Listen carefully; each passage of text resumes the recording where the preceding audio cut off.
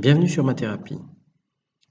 Dans le cadre du chapitre relatif au calcul de primitives et à la suite de la vidéo d'introduction, nous allons maintenant nous intéresser aux méthodes d'intégration à proprement parler.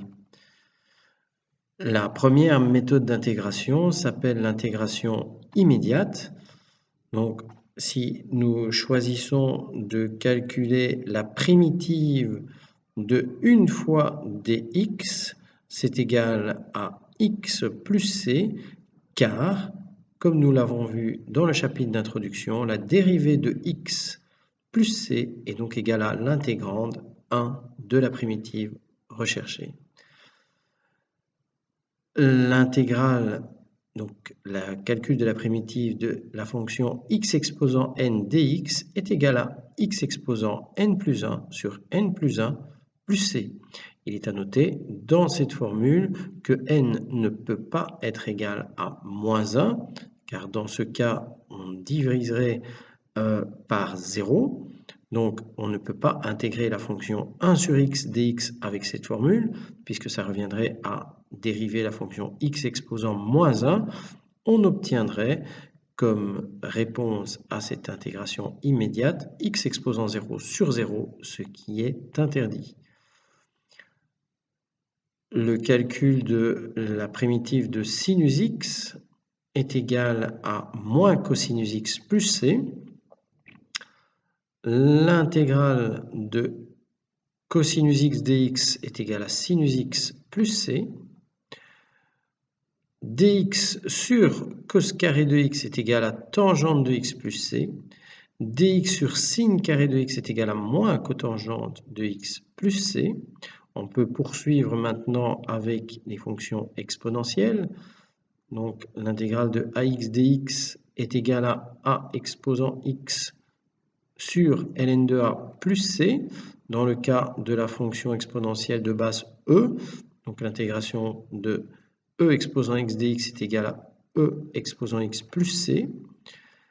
Pour la partie logarithme, avec le logarithme népérien, comme la dérivée de ln de x est égale à la fonction 1 sur x, par conséquent, nous pouvons retrouver ici la fonction 1 sur x fois dx, donc qui est égale également à x exposant moins 1, ce qui était interdit avec la deuxième formule, va pouvoir se faire ici. La primitive de dx sur x est égale à la fonction ln de x plus c. Alors, nous avons également pour les fonctions cyclométriques intéressantes l'intégrale de dx sur racine de 1 moins x carré est égale à arc sinus x plus c, moins dx sur racine de 1 moins x carré est égal à arc cosinus de x plus c, et l'intégrale de dx sur 1 plus x carré est égale à l'arc tangente de x plus c. L'intégration immédiate se fait directement à l'aide d'une des formules précédentes. Donc par exemple, dans notre deuxième exemple, si la base d'une fonction exponentielle est 3, donc l'intégrale de 3 exposant x dx est donc égale à 3 exposant x sur ln de 3 plus c. Nous pouvons également utiliser directement les formules liées à l'arc tangente, l'arc sinus. Ce qui revient maintenant très souvent dans un exercice, c'est la décomposition. Nous avons deux intégrantes, f de x et g de x, qui sont chacune multipliées par des constantes a et b, et que nous additionnons. Nous pouvons également les soustraire. Puisque la dérivée d'une somme est égale à la somme des dérivées, l'intégration, donc le calcul des primitives d'une somme est égal à la somme des primitives. Puisque la dérivée d'une constante multipliée par une fonction de x est égale à la constante fois la dérivée de la fonction f de x, nous pouvons donc mettre ces constantes en évidence en dérivée.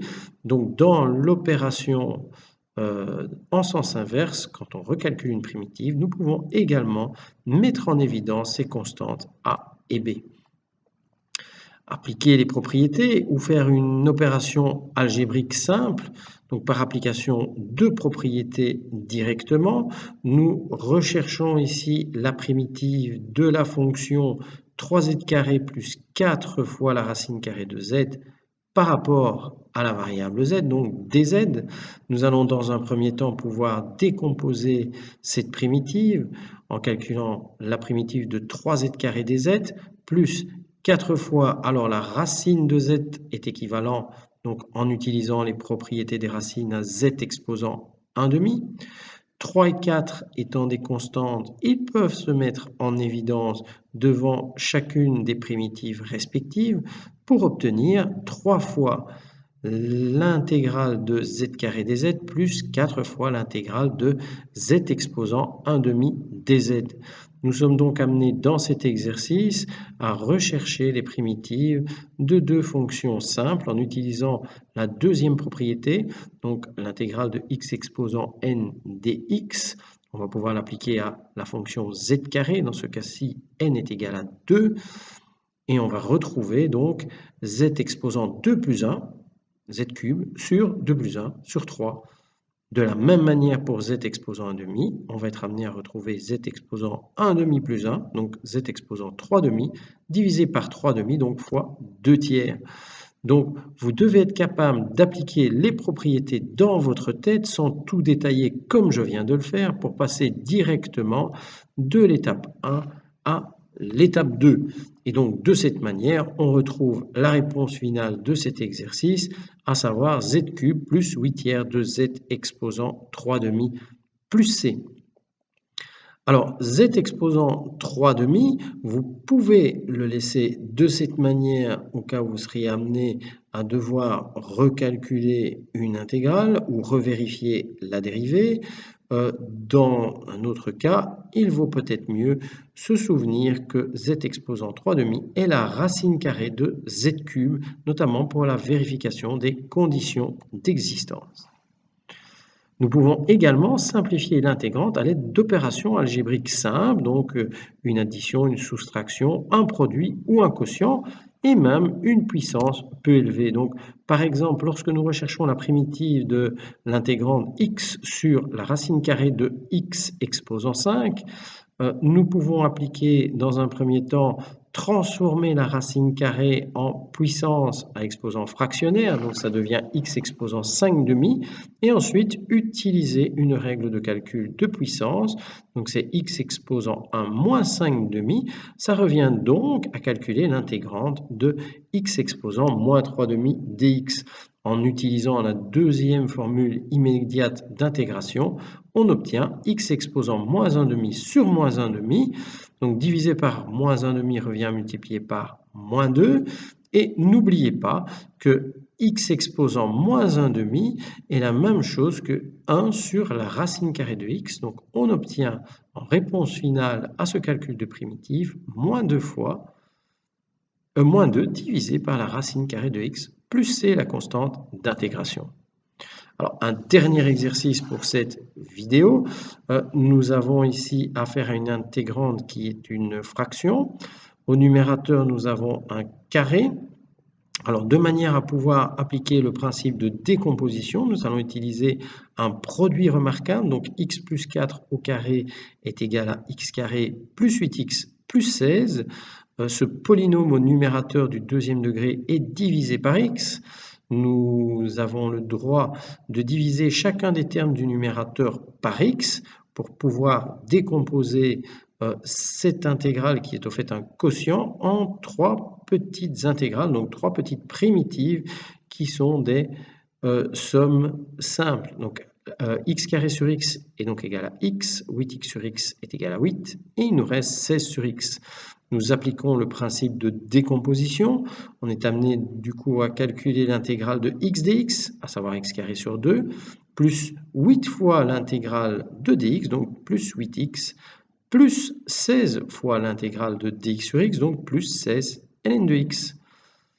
Voilà, j'espère que j'étais clair avec le principe, donc dans les méthodes d'intégration, l'intégration immédiate, et nous avons également abordé dans cette vidéo l'intégration par décomposition.